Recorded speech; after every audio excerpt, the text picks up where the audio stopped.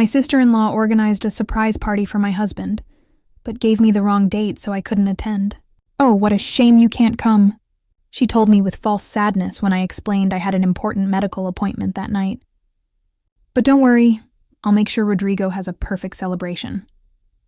What Monica didn't know is that I had planned to ask my husband for a divorce that same night, and her little manipulation would trigger a series of revelations that would change our lives forever. My name is Alejandra, and I'm 33 years old. I'm a clinical psychologist specializing in family therapy, and I've been married to Rodrigo for 8 years, a brilliant 35-year-old psychiatrist whom I love deeply. But his younger sister, Monica, 29, has turned our marriage into a hell of constant manipulations, sick jealousy, and a destructive obsession with controlling every aspect of her brother's life. That Friday night, March 15th, while I was heading to Licenciado Martinez's office to sign the divorce papers I had been secretly preparing for 6 months, I received a call that would change everything.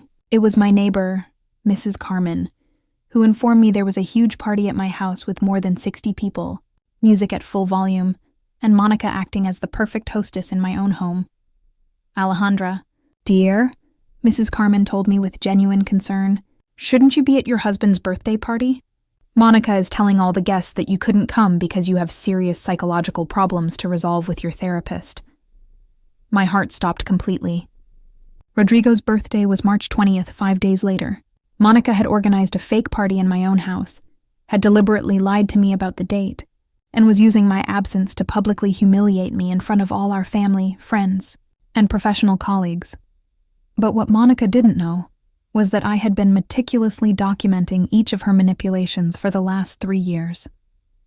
She didn't know I had audio recordings of her lies, photographs of her sabotage, and witness testimonies about her destructive behaviors.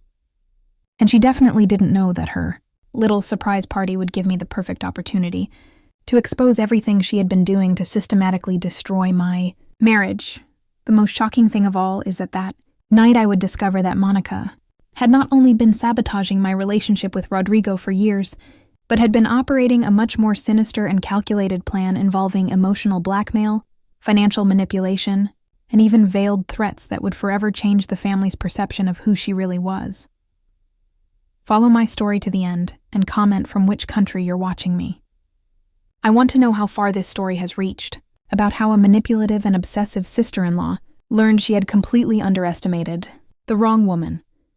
Now I'm going to show you how it all began and why Monica was so desperate to separate me from Rodrigo that she was willing to organize a fake party in my own house while I was signing divorce papers.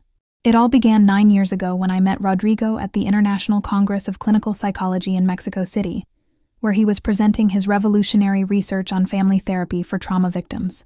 He was a brilliant, sensitive psychiatrist, completely dedicated to healing others' emotional wounds. We fell in love immediately, connecting not only romantically but professionally.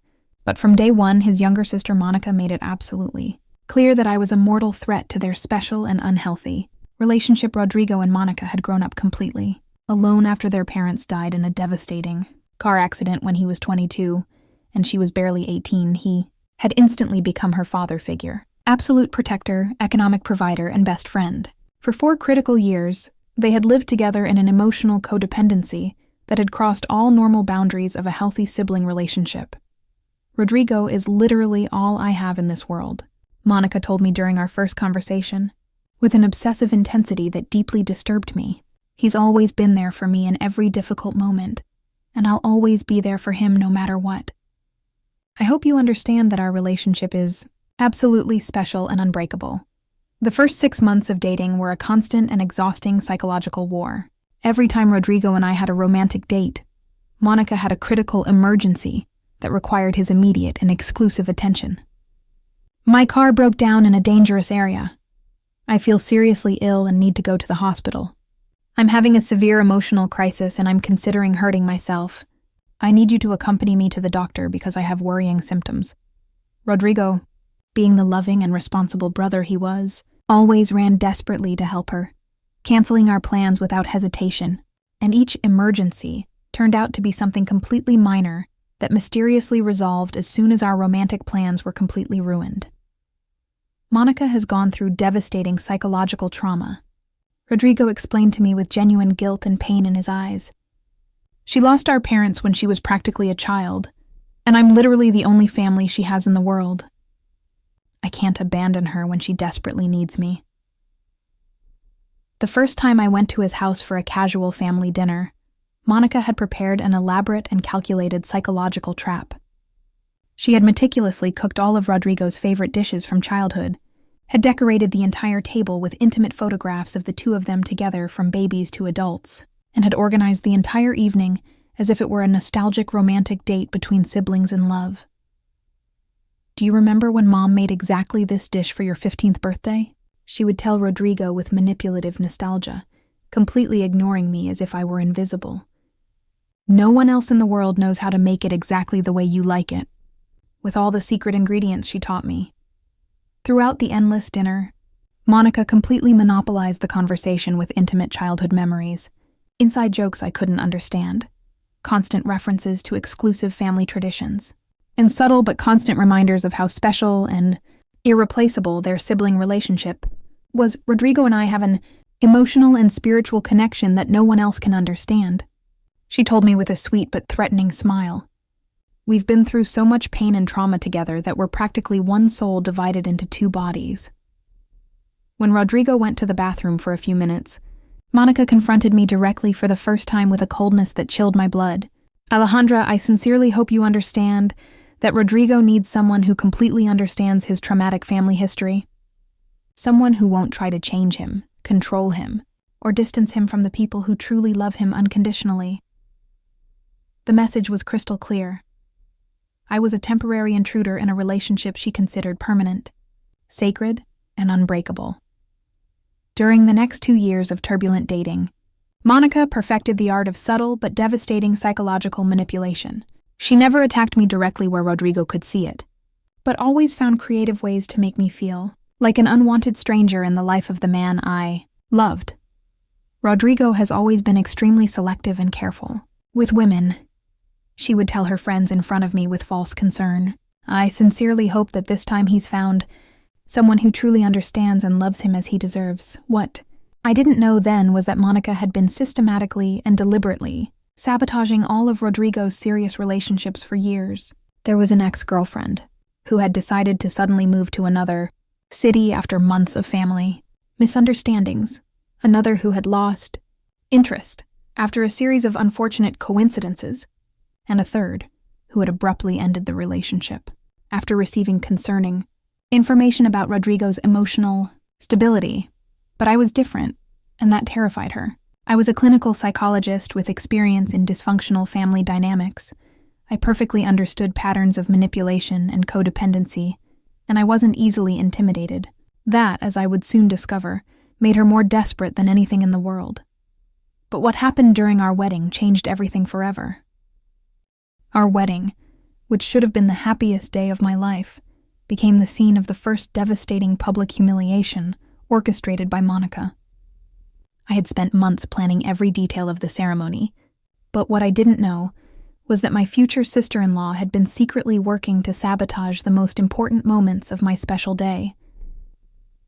What I discovered that morning left me completely frozen. Monica had been telling Rodrigo's entire extended family that I was a manipulative psychologist who was using professional techniques to mentally control her brother and systematically distance him from his loving family. The first sign of trouble came when my wedding dress, which had been perfectly stored at Monica's house for safety, appeared with a mysterious red wine stain on the front exactly 2 hours before the ceremony. "Oh my God, Alejandra," screamed Monica with perfect acting. "I don't know how this happened. It was perfectly cared for, but this morning when I went to check it, it already had this horrible stain. It must have been an accident by one of the cleaning ladies."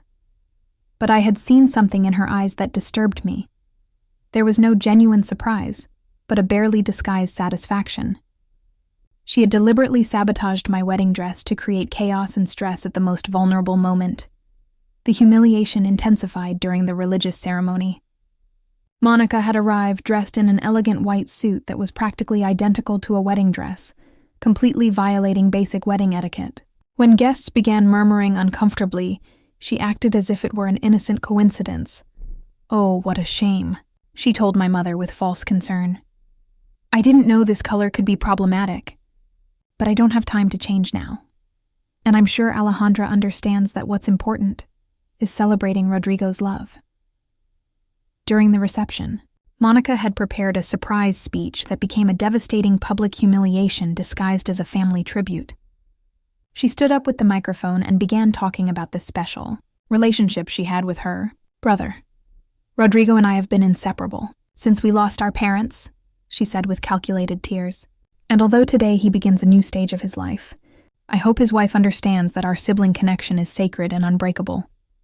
Then, in front of 150 guests, she began telling intimate anecdotes from Rodrigo's childhood that made me seem like a stranger who didn't really know the man I had just married.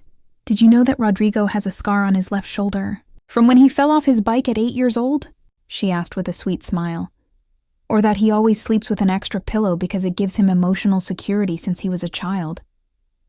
Each intimate revelation was a public reminder that she knew Rodrigo in ways I could never know him. Guests began exchanging uncomfortable glances, and I felt completely humiliated at my own wedding. But the worst came when she ended her speech with a statement that left me breathless. "I hope Alejandra understands that being Rodrigo's wife means accepting that I will always be the most important woman in his life, because I'm the only one who was with him during his most difficult moments." The silence in the hall was absolute. My own wedding had become a public declaration that I was the second choice in the life of the man who had just married me. Rodrigo was visibly uncomfortable, but said nothing to contradict his sister. The guests didn't know how to react, and I sat at the main table feeling like an intruder at my own celebration. Monica has always been very protective, Aunt Esperanza whispered to me with false understanding. "I hope you have patience with her. It's been very difficult for her to accept that Rodrigo no longer needs her like before." But I had seen the truth in Monica's eyes throughout the day. Every moment of discomfort had been calculated. Every humiliation had been planned, and she had enjoyed watching me feel small and insignificant on the day that should have been completely mine. At that moment, I didn't know this was just the beginning of a psychological war that would last 8 years. The first 3 years of marriage were a constant escalation of sophisticated psychological manipulation and calculated emotional sabotage.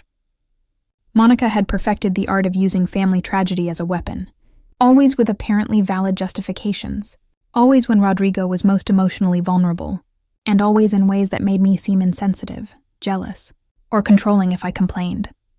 On the first anniversary of their parents' death, she accidentally organized an intimate commemorative ceremony without inviting me.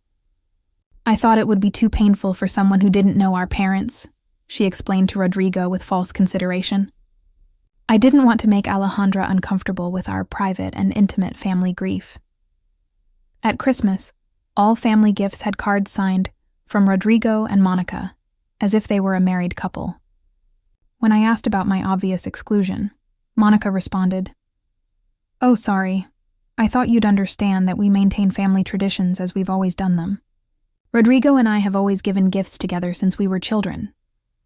It was my colleague, Dr. Patricia Vasquez, who revealed something devastating to me during a professional conference. Monica had been discreetly contacting my psychologist colleagues, telling them I had control problems in my marriage and was using my professional training unethically to manipulate my husband. "Alejandra," Dr. Vasquez confessed to me during a private lunch, "your husband's sister called me last week saying she was worried about your professional stability. She asked if I had noticed changes in your behavior that could indicate you're projecting your personal problems onto your patients." My heart stopped. Monica had begun a campaign of poisonous whispers in my professional circle, trying to damage my reputation as a therapist. She had contacted at least 5 colleagues with concerns about my professional ethics and emotional stability. "She told me that Rodrigo is too scared to confront you directly," Dr. Vasquez continued, "but that he's worried because you use therapy techniques to control him at home." The professional humiliation was devastating. Monica had managed to plant seeds of doubt about my professional competence in the community where I had worked for years to build my reputation. But there was more. Monica had begun directly sabotaging my family relationships. She had contacted my mother, telling her she was worried, because I seemed obsessed with separating her from Rodrigo. Your sister-in-law called me yesterday, my mother told me with genuine concern. She says you've been acting strangely and possessively, that you don't let Rodrigo spend time with his family. Is everything okay in your marriage, daughter? Monica had managed to make my own mother doubt my behavior as a wife. She had created a narrative where I was the controlling villain who was destroying a family that had survived a tragedy. The escalation intensified when she began sabotaging our marital finances. Rodrigo had been constantly lending her money for emergencies that never fully materialized. I need $50,000 pesos to repair my car. I have a medical emergency that requires $30,000 pesos. My apartment needs urgent repairs for $80,000 pesos. Each loan came with a dramatic story and convincing tears. And every time I suggested we needed financial boundaries, Monica accused me of being insensitive to her vulnerable situation as an orphan without resources. Alejandra doesn't understand what it's like to have no family, she would tell Rodrigo with calculated tears. She has parents who support her, but I only have you. If you don't help me, I have no one else in the world. For 3 years, she had borrowed more than $400,000 pesos that she had never returned. Our marital savings were disappearing, and every time I tried to discuss the issue, Rodrigo accused me of being cruel to his orphaned sister. But what I discovered next left me speechless.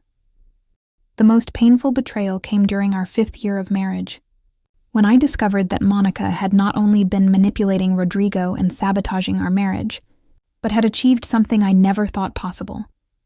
She had convinced my own husband that I was the problem in our relationship. What I discovered that afternoon changed my perception of the entire situation. Rodrigo had not only begun to believe Monica's lies about me, but had been discussing our most intimate marital problems with her, allowing her to act as his unofficial marriage counselor. Alejandra, we need to talk seriously, Rodrigo told me one night after returning from dinner with Monica. I've been reflecting on our marriage, and I think we have fundamental problems we need to address. My heart stopped. My own husband, the man I loved more than my own life, was repeating exactly the words and phrases I had heard Monica use for years. Monica has helped me understand some things about how your training as a psychologist might be affecting our relationship, Rodrigo continued, avoiding my gaze. She explained to me that sometimes therapists develop control patterns in their personal relationships without realizing it. The humiliation was devastating. My own husband had allowed his sister to analyze our marriage and give him advice on how to handle his problematic wife. She told me you've been trying to isolate me from my family. Rodrigo continued with a coldness I had never seen in him, that every time I try to spend time with Monica, you create conflicts or get irrationally jealous. But there was something more sinister. Rodrigo confessed to me that Monica had been documenting evidence of my controlling behavior for years, creating a detailed file of every time I had expressed frustration with her manipulations. She has a diary where she notes every time you act possessively or manipulatively. Rodrigo explained to me with a seriousness that terrified me. She says she's worried about my emotional well-being and has been documenting concerning patterns in your behavior. Investigating discreetly, I discovered that Monica had been secretly recording our family conversations for years. She had hours of audio where I expressed frustration with her manipulations, but had edited the recordings to remove context, making my reactions seem irrational and aggressive. The diary she had shown Rodrigo was a masterpiece of psychological manipulation. She had documented every moment where I had established boundaries with her, but had reinterpreted them as evidence of my pathological need for control. March 15th. Alejandra got upset because I organized a surprise dinner for Rodrigo. She seems incapable of allowing him to have happy moments with his family. April 22nd. Alejandra criticized the gift I gave Rodrigo for his birthday. Her jealousy toward our sibling relationship is getting worse. June 10th. Alejandra refused to let Rodrigo lend me money for my medical emergency. Her lack of empathy toward my vulnerable situation is concerning. Each entry was a malicious reinterpretation of situations where I had tried to protect our marriage from her manipulations. But presented without context, my reactions seemed like those of a controlling and jealous wife, the most devastating thing was discovering that Rodrigo had begun questioning my professional competence based on Monica's observations about my behavior at home. If you're really so good at helping other families, he told me during a particularly painful argument, why can't you solve the problems in your own family? Monica says the best therapists are capable of applying their knowledge in their own relationships. That night, for the first time in years, I cried from total helplessness. The man I had sacrificed so much for, the most important person in my life, had been manipulated to see me as a threat instead of as his life partner. It was then that I decided to investigate Monica more deeply and discover exactly what she had been doing during all these years. The revelation came when I decided to discreetly hire a private investigator to verify Monica's real activities during the last years. What I discovered left me speechless and finally explained Monica's desperation to maintain absolute control over Rodrigo's life. Licenciado Herrera, an investigator specialized in complex family cases, presented me with a devastating report during our secret meeting in my therapy office. Dr. Alejandra, he told me seriously, Monica has not only not been working as she claims, but has been operating an elaborate scheme of financial and emotional manipulation that goes far beyond what you imagined. He showed me documents revealing that Monica had been lying about practically every aspect of her life for years. She didn't have the marketing consultant job she claimed to have. She didn't have the elegant apartment she said she rented, and she definitely didn't have the constant medical and financial emergencies she had been using to extract money from Rodrigo. She's been living completely off the money her brother gives her, the investigator continued. The 400,000 pesos she's borrowed over the last years have been her only real source of income. But the most shocking thing was discovering that Monica had been operating a much more sophisticated emotional blackmail scheme than I had imagined. She had been documenting not only my problematic behaviors, but creating false evidence of emotional crises to keep Rodrigo in a constant state of guilt and responsibility. She has a complete file of false suicide attempts, the investigator explained, showing me photographs. Every time she feels Rodrigo is distancing himself from her, she creates a crisis that requires his immediate attention. The file contained chilling evidence. Photographs of superficial self-inflicted cuts, dramatic text messages about not being able to continue living, and even falsified medical prescriptions for antidepressant medications she had never taken. She uses these crises as control tools, the investigator continued. Every time you and Rodrigo have a happy moment, or when he begins to establish boundaries with her, she mysteriously has an emotional relapse that requires his immediate rescue. But the most chilling piece was a detailed plan I found among her personal documents, a step-by-step scheme of how to destroy my marriage and regain total control over Rodrigo's life. Recovery Plan, Operation Alejandra, said the document's title. It was a meticulous plan of how to use psychological manipulation, emotional blackmail, and systematic sabotage to make Rodrigo leave me voluntarily. The plan included Phase 1. Isolate Alejandra from her professional and family support network. Phase 2. Convince Rodrigo that Alejandra is emotionally unstable. Phase 3. Create evidence that Alejandra is a threat to his well-being. Phase 4. Force Rodrigo to choose between his sister and his wife. I was in Phase 3, and according to the document, Phase 4 was scheduled to be executed during a fabricated emotional crisis that makes Rodrigo feel he must protect his sister from his abusive wife.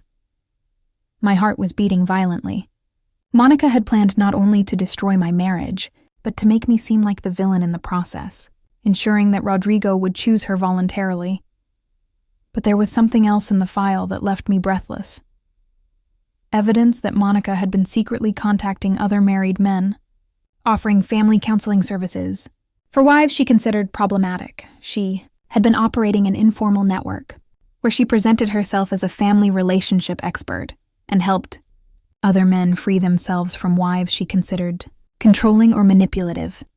I have personal experience helping my brother recognize toxic patterns in his marriage, she said in one of her online ads. I can help you document problematic behaviors and develop strategies to recover your emotional independence. What I discovered next left me in total shock. Following the investigator's clues, I decided to delve deeper into Monica's past. specifically in the years immediately after their parents' death. What I discovered left me speechless, and finally explained not only her obsession with controlling Rodrigo, but the truly disturbing nature of her behavior. The truth about the death of Rodrigo and Monica's parents wasn't what they had told me during all these years. During my investigation, I discovered there were aspects of that tragedy that Monica had deliberately hidden, even from her own brother. The investigator discovered that the night of the car accident, Monica had had a devastating argument with her parents about her increasingly manipulative and controlling behavior toward Rodrigo. The parents had decided to send her to psychological therapy because they were worried about her unhealthy attachment to her older brother. Dr. Alejandra Licenciado Herrera explained to me, according to the original police reports, the parents were heading to an appointment with a family psychologist that night. They had scheduled an intervention because they were worried about Monica's behavior. But the most shocking thing was discovering that Monica had been present in the car during the accident, but had lied about the circumstances during all these years. According to the hospital medical report, she had suffered only minor injuries, but had been unconscious for several hours after the impact. When she woke up in the hospital, the investigator continued, the first thing she asked wasn't about her parents' condition, but whether Rodrigo knew what had happened that night. Investigating more deeply, I found evidence that Monica had been manipulating the family tragedy narrative from the beginning. She had convinced Rodrigo that their parents had gone out for a romantic dinner when they were actually heading to seek professional help to deal with their daughter's problematic behavior. Her mother's personal diary, which the investigator had managed to obtain from police archives, revealed months of growing concern about the relationship between Monica and Rodrigo. Monica is becoming increasingly possessive with Rodrigo, her mother wrote 3 months before the accident. She doesn't allow him to have girlfriends, sabotages his friendships, and becomes hysterical every time he mentions moving away for university. We're worried about her emotional stability. The most chilling entry was from the week before the accident.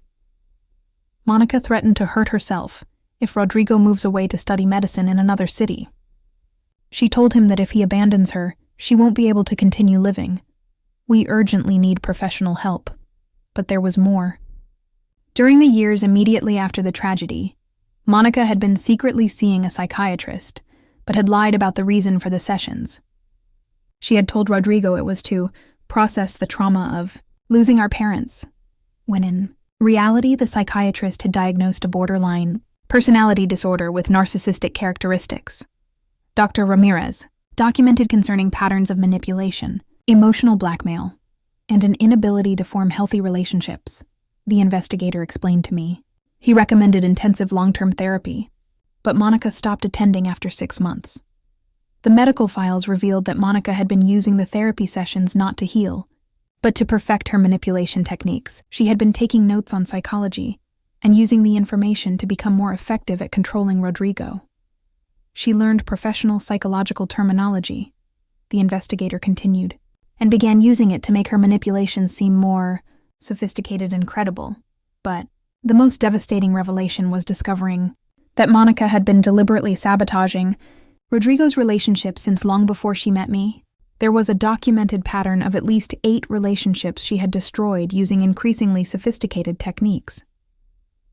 Every time Rodrigo fell seriously in love, the investigator explained to me, she escalated her emotional crises until he ended up choosing to care for his sister instead of building a romantic relationship. The file contained evidence of letters she had, written to Rodrigo's ex-girlfriends, telling them he had serious emotional problems and that he could never love anyone more than his sister. She had created fake social media profiles to harass his ex-girlfriends, and had even contacted their families with concerns about Rodrigo's mental stability. Her goal has always been to keep Rodrigo completely dependent on her, the investigator concluded. You're the first woman who has resisted her manipulations for so long, and that has made her desperate. But that was just the tip of the iceberg.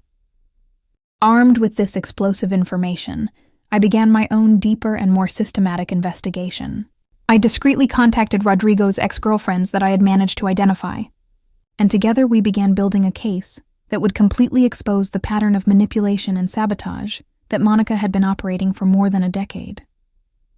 Dr. Alejandra Licenciada Morales, a lawyer specialized in family harassment cases, told me, "What you've discovered is a pattern of systematic psychological abuse that has been operating for years. We need to act quickly before she executes her final plan." But my most unexpected ally turned out to be Carmen, the cleaning lady who had been working in the building where Monica claimed to have her office. Carmen had been a silent witness to many of Monica's lies and manipulations during the last 3 years. "Dr. Alejandra," Carmen confessed to me during a secret meeting at a downtown cafe, "I've seen very strange things with that Miss Monica. She doesn't work in any office like she says. She comes to the building only to take photographs and make phone calls where she pretends to be an important executive." Carmen had been discreetly documenting Monica's activities because her behavior seemed suspicious to her. She had photographs of Monica acting out emotional crisis scenes in public places, recordings of phone conversations where she lied about medical emergencies, and even videos of her practicing pain expressions in front of mirrors. "I've seen her rehearse how to cry convincingly," Carmen explained to me with indignation. "She practices different types of crying for different situations: victim crying, desperation crying, betrayal crying. It's like an actress preparing for different roles." Together, we began contacting other victims of Monica's manipulative behavior. One by one, Rodrigo's ex-girlfriends began sharing their experiences. The pattern was identical in all cases. The same manipulation techniques, the same types of emotional crises, the same methods to make Rodrigo choose her over his romantic relationships. Dr. Alejandra, Patricia, who had been engaged to Rodrigo 5 years ago, told me, "That woman destroyed my relationship with him using exactly the same techniques she's using with you. She made me seem like a jealous and controlling girlfriend until Rodrigo ended up choosing to protect his sister from me." The most shocking was the revelation from Sandra, who had been briefly married to Rodrigo 7 years ago. Their marriage had lasted only 8 months before Monica managed to destroy it completely. "Monica created a false suicidal crisis during our honeymoon," Sandra explained to me with tears in her eyes. "Rodrigo had to return immediately to save his sister, and after that, he could never trust again that I understood the special responsibility he had toward her. Meanwhile, I had begun meticulously documenting each of Monica's current manipulations. I discreetly installed audio recorders in my house, photographed each suspicious emergency, and began creating a complete file of evidence. The most revealing was a recording where Monica openly admitted her manipulations during a phone conversation with a friend. "Alejandra is smarter than the others," Monica said with calculated coldness. "But I've already found her weak point. Rodrigo is beginning to doubt her emotional stability, and once I manage to convince him that she's a threat to my well-being, he'll have to choose between us." I had also managed to record a conversation where Monica planned her final crisis, an elaborate suicide attempt that would be scheduled to coincide with an important moment in my marriage. "I need it to seem completely real," she told her accomplice friend, "because this time Rodrigo has to understand that if he doesn't protect me from Alejandra, I won't be able to continue living." But what I observed next confirmed my worst fears about what Monica was planning. Monica, sensing that her control over Rodrigo was being threatened by my growing resistance to her manipulations, launched her most desperate and calculated attack. During the weeks leading up to what would be the fake surprise party, she had begun executing the final phase of her plan to permanently eliminate me from her brother's life. First, she dramatically intensified her emotional crises, creating increasingly elaborate situations that required Rodrigo's constant attention. "I'm having very dark thoughts about hurting myself. The doctors found something concerning in my tests. I'm receiving threats from someone who's stalking me. I think someone is trying to hurt me." Each crisis came accompanied by fabricated evidence, photographs of supposed injuries, threatening text messages she had sent herself from fake numbers, and falsified medical reports indicating serious conditions that required intensive emotional support. But her masterstroke was more sinister and calculated than I had imagined. She had begun planting evidence suggesting that I was responsible for her emotional crises, and that I represented a real threat to her physical and mental safety. "Rodrigo, I need to show you something very concerning," she told him during one of their private meetings, showing him photographs she had digitally manipulated to make it appear I had been following and harassing her. "What?" she didn't know was that I had been secretly working with a team of professionals for months. Dr. Patricia Vasquez had given all the information about Monica's manipulations to a professional ethics committee, and they had been building a case while keeping her under discreet observation. Dr. Alejandra, Dr. Vasquez confessed to me that night in private, "We've been monitoring Monica's activities for months after you alerted us about her attempts to damage your professional reputation. We know about her plan to destroy your marriage, and we've been waiting for the perfect moment to intervene." The team showed me evidence of how Monica had been coordinating with other individuals to execute the most elaborate sabotage of her career. They had recordings of conversations where she planned to create a crisis so convincing that Rodrigo would have no choice but to choose to protect her over maintaining his marriage with me. She wanted to use his birthday as the perfect distraction, the investigator explained to me. While you were away signing divorce papers, she would execute a false suicide attempt that would make Rodrigo feel you had pushed her to the limit. Together, we had been building a case not only to expose Monica, but to completely document the pattern of psychological abuse she had been perpetrating for years. We had testimonies from 8 of Rodrigo's ex-girlfriends, forensic evidence of falsified documents, and recordings of conversations where she planned her manipulations. But Monica had one last ace up her sleeve. She had contacted not only our friends and family, but mental health authorities, preparing a massive campaign where she would accuse me of psychological abuse and professional negligence. She's going to make it seem like you've been using your training as a psychologist to emotionally abuse a vulnerable woman, Dr. Vasquez warned me. She has false testimonies, fabricated evidence, and even witnesses she's been training to support her version of events. The plan was diabolical. During the fake party, while I was absent, Monica would execute a suicidal crisis, so convincing that guests would call emergency services. When paramedics and police arrived, she would tell them she had tried to take her life because she couldn't bear more psychological abuse from her sister-in-law. She has suicide letters already written, the investigator explained to me, where she details how you've been psychologically torturing her for years, using your professional training to manipulate her and isolate her from her brother. It was then that I decided it was time to show who I really was and expose the entire truth once and for all. The day of the fake surprise party, I arrived prepared for the final war.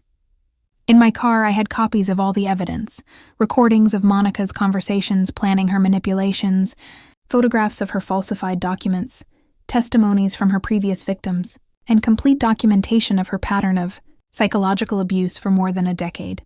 When I arrived at my own house and saw the party, in full swing, with Monica acting as the perfect hostess while telling the 60 guests that I had serious psychological problems, I remained calm and smiled. "Excuse the interruption," I said with a clear and firm voice as I entered my own house. "But I think there are some important things everyone needs to know." I walked to the center of the living room where Monica had been, entertaining guests with stories about my emotional instability. The 60 guests fell silent, waiting to see how the problematic wife would respond to the public humiliation.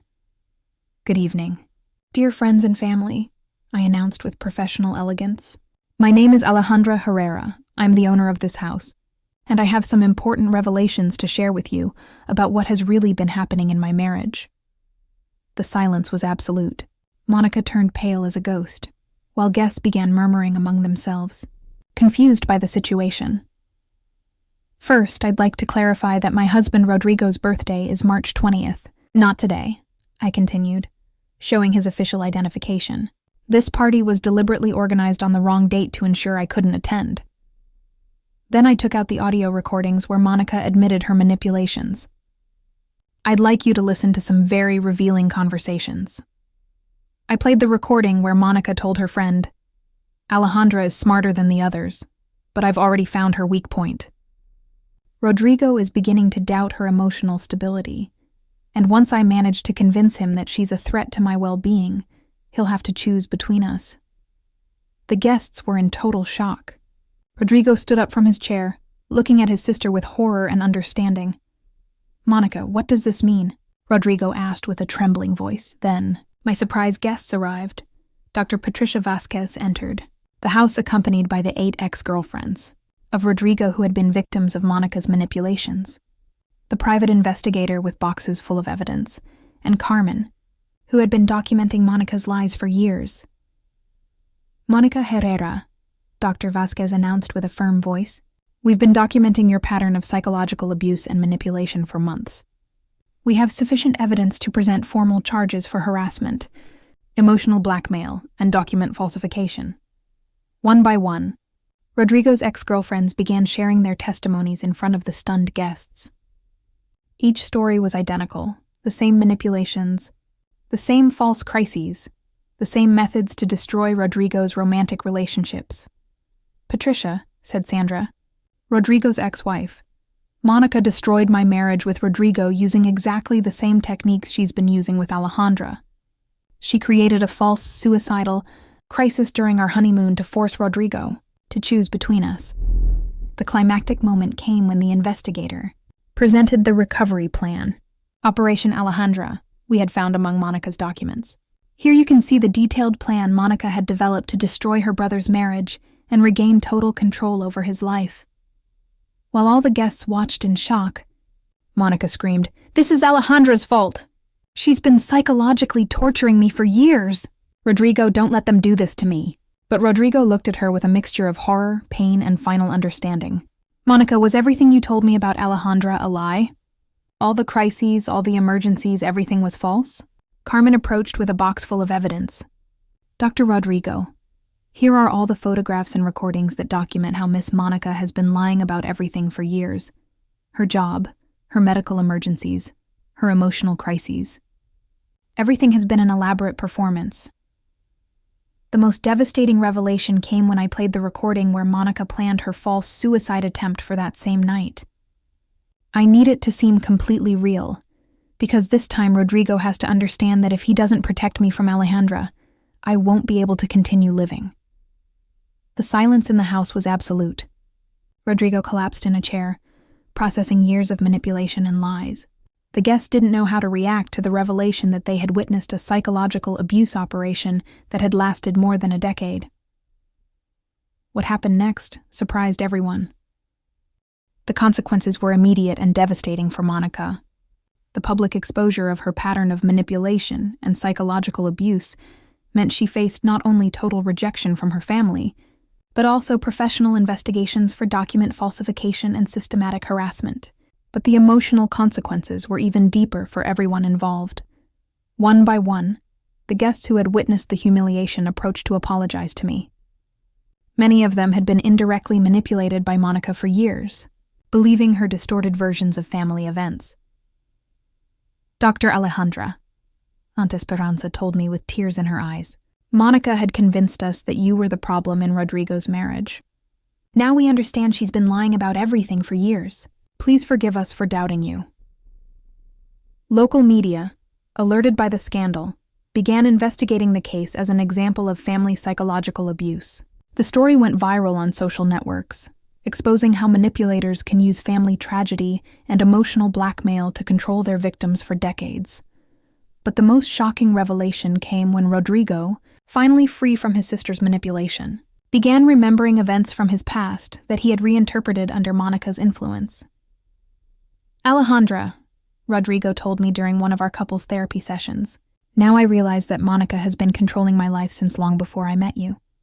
All my previous relationships, all my important decisions, everything has been influenced by her manipulations."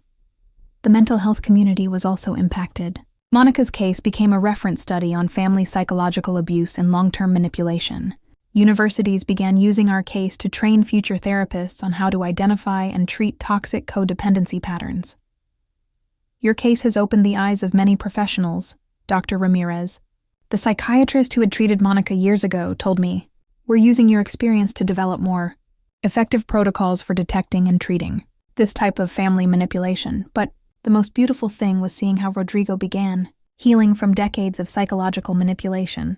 Without Monica's toxic influence, my husband began showing his true personality. He was more self-confident, more capable of making independent decisions, and had an incredible capacity for emotional growth. "Alejandra," Rodrigo told me during a private conversation after months of intensive therapy, Forgive me for allowing Monica to almost destroy our marriage. Now I understand that you were the only one protecting me from her manipulation, and I was too blinded by guilt to see it. Rodrigo's ex-girlfriends also found healing by finally being able to tell their stories and be validated. Many of them had carried years of guilt, believing they had failed in their relationships with him. Dr. Alejandra, Patricia told me during a group support meeting, "Thank you for having the courage to expose the truth. For years I thought there was something wrong with me, that I hadn't been understanding enough with Rodrigo's special family situation. My professional practice was greatly strengthened. Colleagues who had been contacted by Monica with concerns about my stability now understood they had been victims of a calculated defamation campaign. Alejandra, Dr. Vasquez told me, your professional handling of this situation has demonstrated exactly why you're such an effective therapist. Using your knowledge to document and expose abuse instead of simply reacting emotionally was brilliant." Monica, facing the consequences of years of manipulation, finally accepted entering intensive therapy. Although the damage she had caused was extensive, there was hope she could learn to form healthy relationships for the first time in her adult life. But the biggest surprise was yet to come.